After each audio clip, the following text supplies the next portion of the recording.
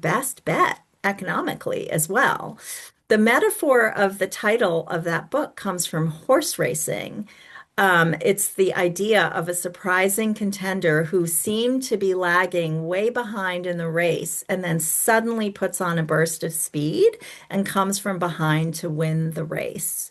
Applied to this discussion today, that acceleration in your own career comes when you step into, and fully embrace your own authentic voice and methods. So, what that graph is showing you is imagine those three vectors, those three arrows, as three different trajectories. Let's say you're all peers leaving your PhD programs or graduate school at the same time, right? And then over time, you go off in different directions. Well, and sometimes you feel, let's say you're the bottom arrow, you feel like other people are ascending faster and more quickly than you. It makes you feel bad.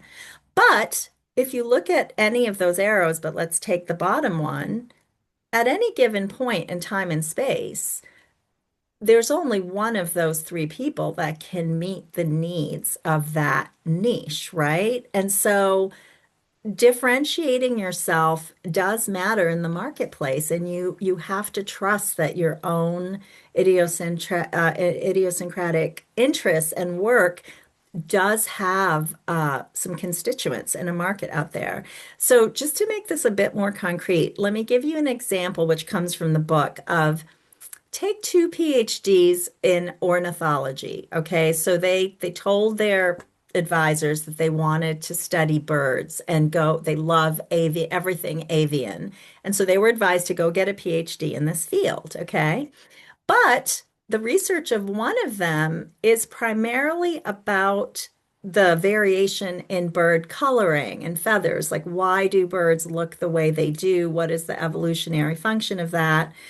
And the other one is primarily interested in the significance of bird song. So you can see that they're in the same field, they're both studying birds, but over time, one is relying on visual technologies and analysis, and the other one's relying on audio technologies. In the book Nefelli mentioned, I talked to a lot of PhDs about if they didn't end up doing academic work, what other kind of work they could do.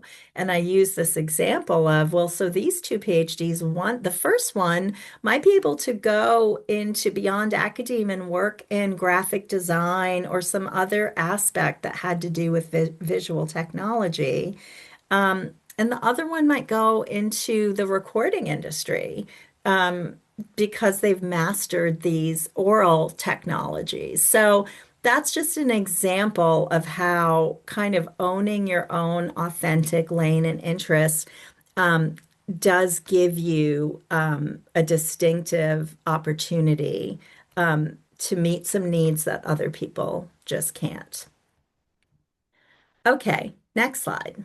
So now that we've gotten that preamble out of the way, let's talk about what we mean actually by this term writing, because I have taught writing for well over 20 years, and I've discovered that it's such a complex activity, and our thinking about it is often too limited. So as I assume you're seeing the definition there on the slide, which is simply marking words on a page, right? Or typing them into a screen.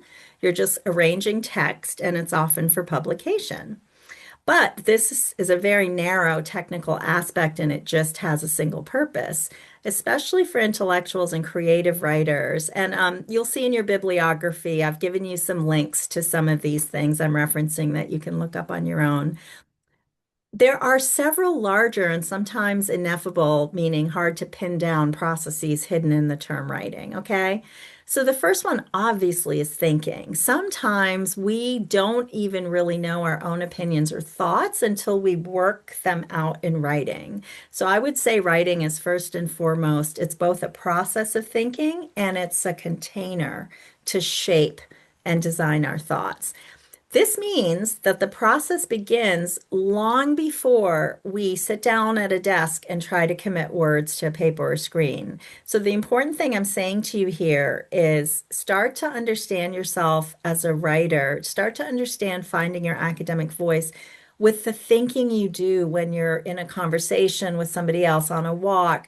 Maybe you woke up from a dream and you had a strange thought or an idea about a question or work you wanted to pursue, or when you're reading the works of other people. So the mantra here is writing as thinking happens anytime, anywhere. So understand that it can be productive for you to go off and just think about your projects, and that counts as writing. For academic writers, obviously, the next thing at the core of writing is really discovery. If you think about it, if you already know everything that you are going to share in writing, there's not so much a point of writing or research. That would be more like just reporting or documentation, right? Rather than analysis and bringing a fresh argument. And sometimes that obviously documentation has its purpose. Um, but at its most fruitful, I really do believe writing is a mode of discovery. And my mantra there is we learn to write so that we can write to learn. Then it's rare. I mean, there's definitely value in journaling and other forms of writing for yourself, again, as a mode of thinking. But for most academic writers, obviously, our work is meant to be shared, it's meant to be disseminated. So I think of this as the three C's of making a contribution, connecting to intellectual community, and communicating your findings. And so while we often fixate on academic writing as a kind of a hurdle or a gauntlet we have to get through to be evaluated and accepted into our profession, it helps so much to think